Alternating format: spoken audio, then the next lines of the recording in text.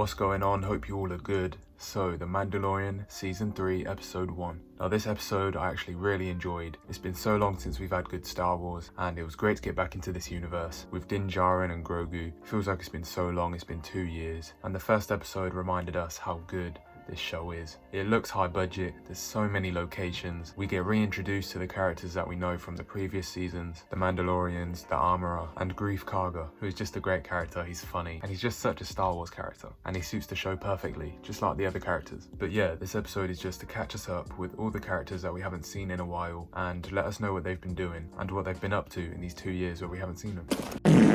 There's not a storyline in this episode that's evolving and getting dived into, but what makes this episode so good is that it shows the difference between the Obi-Wan Kenobi series compared to The Mandalorian, which is widely loved and not as controversial. Everyone loves this show. Andor was controversial, Kenobi, we know what went wrong with that, the same with Boba Fett. This episode reminds us what Star Wars really feels like when it's done well and when it has a high budget. If Obi-Wan Kenobi and Boba Fett had this budget, it would have been a lot better, but there was also a lot of problems with the writing and everything else. But with this show, it just carries on where it left off in the Boba Fett show, and it feels like pure Star Wars in live action once again.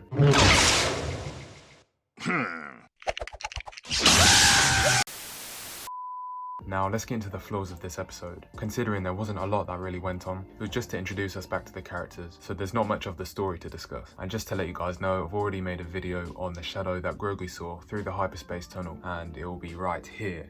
You can go check that out. Most of you already know what that animal is. For all of you that don't know what it is, I described it in this video, and you could go check that out if you want to. But let's continue. Okay, so getting into the flaws. Flaw number 1. The Mandalorians should have took that creature out by themselves. I don't like when stories do this. They dumb down characters who are meant to be badass, just to make the main character look badass. I mean, if you know about the Mandalorians, they are all very skilled fighters, great with a blaster. They know exactly how to defeat enemies because of all their experience, and they could just get stuff done. Now there was like 20 of them there, and yet they couldn't take down this one creature. I know it was big, but Mandalorians have taken on worse enemies, much more skilled and intelligent enemies, considering that was a wild animal. And so they really just made the Mandalorians look stupid, just so Din can look great. I didn't like that, but it's great to see the Mandalorians again. Anyway, the next flaw is that they really just show us all the characters that we knew from the previous seasons in the most lazy way, because Din had no reason to go visit these people. From the previous season, we already knew that he needed to go to Mandalore to bathe himself in the water and rejoin his clan, and that's his goal from the get-go. I mean, we knew that's what he wanted to do, and he's going to do it ASAP.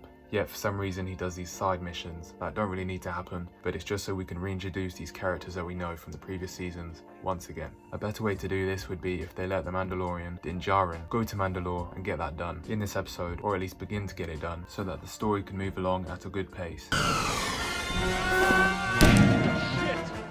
So they could have shown Djin Darin going to Mandalore and then cutting away now and again to the other characters and what they're doing, and that would just make more sense for the pacing and for the story in general, as it just doesn't make sense for Din to visit these people at this time. But yeah, there's not many flaws. I just thought they were the biggest flaws. Apart from that, the episode was really good, and that was great to see, and that just ties this show into the Ahsoka show, which was amazing, and I'm sure we'll get more tie-ins in future episodes. But yeah, anyways, not a lot to talk about in this episode when it comes to the story, but it was a really good introduction in my opinion, and it's great to have the Mandalorian back.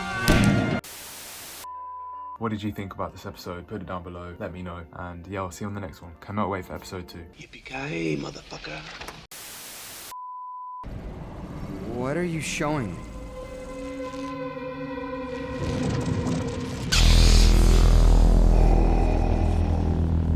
No.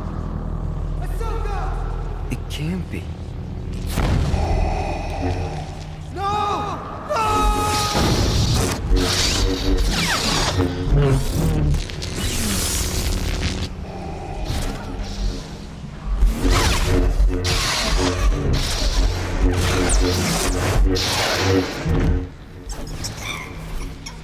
What?